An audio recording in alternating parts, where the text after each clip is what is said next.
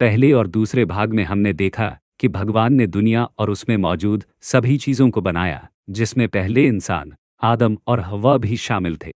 जब तक उन्होंने परमेश्वर की अवज्ञा नहीं की तब तक वे अदन के बगीचे में खुशी से रहे। उन्हें बगीचा छोड़ना पड़ा, लेकिन फिर भी भगवान उनसे प्यार करते थे और उनकी देखभाल करते थे।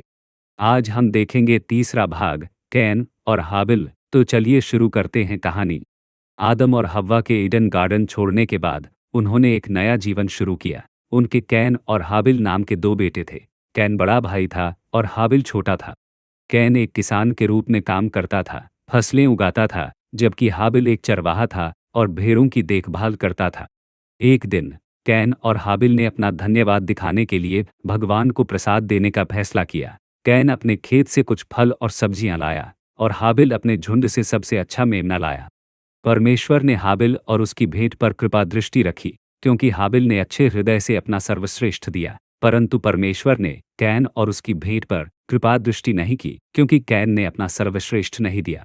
कैन को बहुत गुस्सा और निराशा महसूस हुई। परमेश्वर ने कैन का क्रोध देखा और उससे बात की। कैन, तुम क्रोधित क्यों हो? यदि तुम वह करते हो जो सही है, तो तुम्हें स्वीकार किया जाएगा। लेकिन यदि तुम वह नहीं करते जो सही है, तो पाप तुम पर हावी होने की प्रतीक्षा कर रहा है। तुम्हें उस पर शासन करना चाहिए और वही करना चाहिए जो सही है। परमेश्वर की सलाह सुनने के बजाय कैन ने अपना क्रोध बढ़ने दिया। उसने अपने भाई हाबिल को अपने साथ मैदान में जाने के लिए आमंत्रित किया। जब वे मैदान में थे, कैन ने हाबिल पर आक्रमण किया और उसे मार डाला। यह पहली बार था जब किसी की मृत्यु हुई थी। परमेश्वर ने कैन से बात की और पूछा, तुम्हारा भाई हाबिल कहाँ है? कैन ने उत्तर दिया, मैं नहीं जानता। क्या मैं अपने भाई का रक्षक हूँ? लेकिन भगवान जानते थे कि क्या हुआ था। उन्होंने कहा, तुमने क्या किया है? तुम्हारे भाई का खून जमीन से चिल्लाकर मुझे पुकार रहा है। अब तुम शापित हो और अब फसल नहीं उगा पाओगे।